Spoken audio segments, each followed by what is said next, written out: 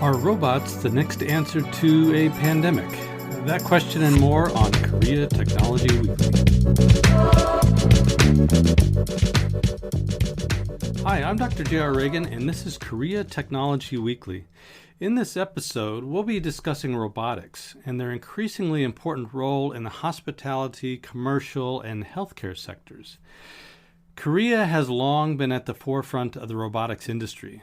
According to an International Federation of Robotics report in 2018, South Korea had 631 robots per 10,000 employees, making it one of the most automated nations on the planet.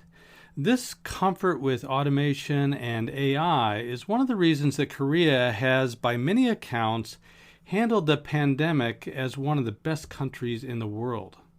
When COVID-19 was confirmed to have arrived in South Korea in January of 2020, the government leaped into action. They closed certain businesses, began contact tracing, and both separated and informed those that were infected. This track, trace, and treat method even made it so those who tested positive for the virus were required to download an app on their phone to track their movements and ensure that they were following quarantine orders. Not following these orders could lead to a fine of up to $2,500, so there was a huge public incentive to follow the rules.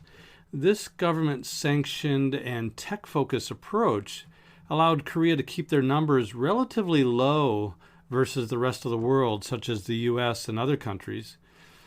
As of this recording, there have been 63,000 cases of the virus in Korea, while in the United States it has had more than 20 million. Proud of their model, which soon began to include community centers for treatment and drive-through screening, the government labeled their methodology the KQuarantine model, which is obviously a play on the famous internationally beloved genre K-pop. But beyond contact tracing and all other forms of containment, there have also been robots helping to keep things clean, safe, and accessible to those in Korea during this time, and will continue to be important even after the pandemic is over. In fact, digital contact services in Korea, or untact, have been growing in popularity across the nation. One of the most anticipated new robots about to be on the market in Korea is the LG Cloy disinfect bot. The disinfect bot is a cleaning bot that uses UVC tech in order to disinfect spaces, most obviously commercial ones. And what exactly is UVC? Well, UVC is a type of ultraviolet light with a wavelength between 207 and 2022 nanometers, if you're a technologist. This wavelength damages the surface proteins on a virus so they can't attach to a host. The bot uses self-driving abilities along with sterilization techniques to clean spaces both large and small. The LG Cloy disinfect bot will be released in the U.S. in early 2021 and will target the commercial, medical, and hospitality arenas.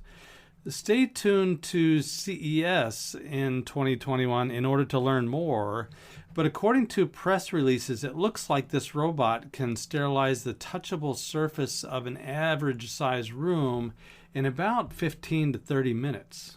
In another case, a self-driving robot equipped with cameras and an LED screen greets visitors at the lobby in the headquarters of South Korea's largest mobile operator, checking their temperature, dispensing hand sanitizer, disinfecting the floor, and even giving out messages such as, "Please take part in social distancing." Corporate Korea has long been using robotics for tasks such as manufacturing and cleaning, but the technology is getting a boost as more companies strive to reduce human contact amid coronavirus concerns.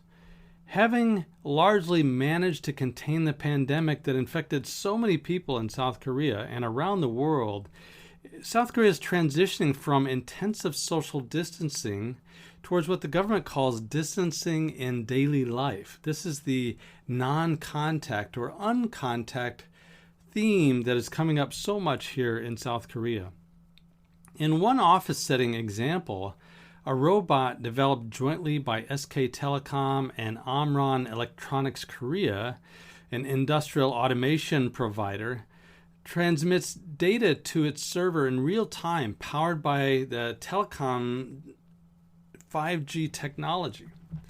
It sets off an alarm if anyone's temperature is over 37.5 Celsius, that's 99.5 Fahrenheit, while using AI, artificial intelligence, to detect gatherings and advise people to disperse and have social distancing.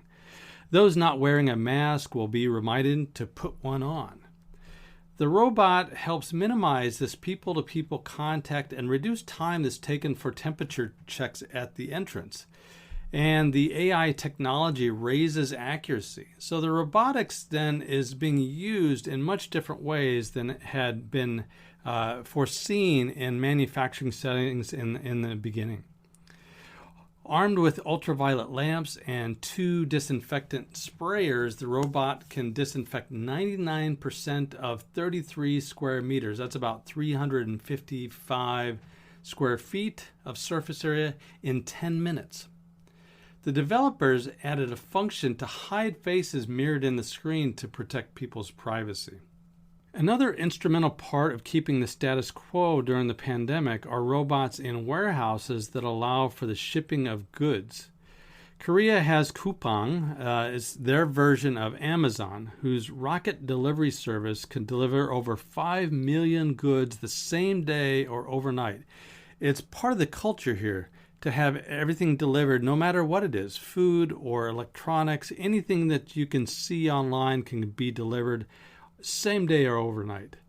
Robotics that help sort items as well as reaching goods from high places to allow for less workers to be in a warehouse during a time where masks and distancing have been our best defenses against the virus. And by having delivery services such as Coupang or even using Amazon, Korea has been able to stay indoors for much of the time, as opposed to leaving their homes and apartments, which has allowed for better social distancing. Not to be outdone, Korea's postal service, or Korea Post, has put 5G connected robotic postmen into a test run to see if they can help human coworkers with tasks such as the collection and delivery of mail. The Korea Post said the demonstration of autonomous robots is part of an effort to vitalize non-face-to-face services or untact services in the COVID era and beyond, and bring innovation to logistics services. Starting in October of 2019, 5G connected autonomous robots were deployed at actual workplaces, such as logistics centers and post offices. Robotic postmen will come in different types to help colleagues, human colleagues, in different fields. Autonomous shuttle-type robots with smart city platforms will collect registered mail and parcels at the doorstep of senders and carry cargo to logistics centers. Deliverymen-type robots will pick up mail and parcels from logistics centers and deliver them to designated post office boxes. Helper robots, capable of carrying heavy load of cargo, will accompany postmen on their daily runs. The heavy workload of postmen has become a social issue in South Korea, as they work more than 10 hours a day on average. City mail carriers usually travel some 40 kilometers or 25 miles per day, while those in rural towns cover over 100 kilometers. This autonomous robotics test is designed to not only help in COVID situations for the last mile delivery problem and non-face-to-face contact, but also help with the social issue of potentially overworked postal services. People in their homes have also become all the more reliant on food delivery services. Korea's top food delivery service app, Pedal Minjok, is keen on innovation and have seen a spike in sales during the pandemic. The company began using food delivery robots in August of 2020 and are continuing to expand their efforts in 2021. These small robots look like mini fridges on wheels and are called dilly drives. They can move at a normal human walking pace and self-drive from location to location while successfully avoiding obstacles. All robots come equipped with a remote control just in case they find themselves in any situation where they need a bit of human help. There are also plans to roll out a recycling initiative where robots pick up food waste from deliveries along their routes. Takeaway food containers add a lot of waste to landfills, and so it's appropriate that the effort is not only focused on the health of their customers, but on the planet as well. When we finally do get back to dining both outdoors and indoors once again, don't be surprised if you see robots alongside or even in place of waiters. The telecom company KT here in South Korea has partnered with the Mad for Garlic restaurant chain on something called Aglio Kim, which is an AI service bot. Customers are responding well to Aglio Kim, if not with some curiosity. However, customers report feeling safer having a digital waiter as opposed to a human one at this time where COVID-19 is so serious. The owner of the restaurant told the publication UPI that he doesn't see the robots as ever 100% replacing restaurant staff, but rather supplementing existing staff to create a cooperative, dynamic, and even safer working environment. KT is not only supportive of robots in the restaurant industry. The company also opened a robot hotel in Seoul in 2018, and there are now 13 such locations here in Korea. Even hotels that are not fully automated can benefit from bots. This can be everything from touchscreen check-in to service spots, delivering towels and soap directly to a guest door.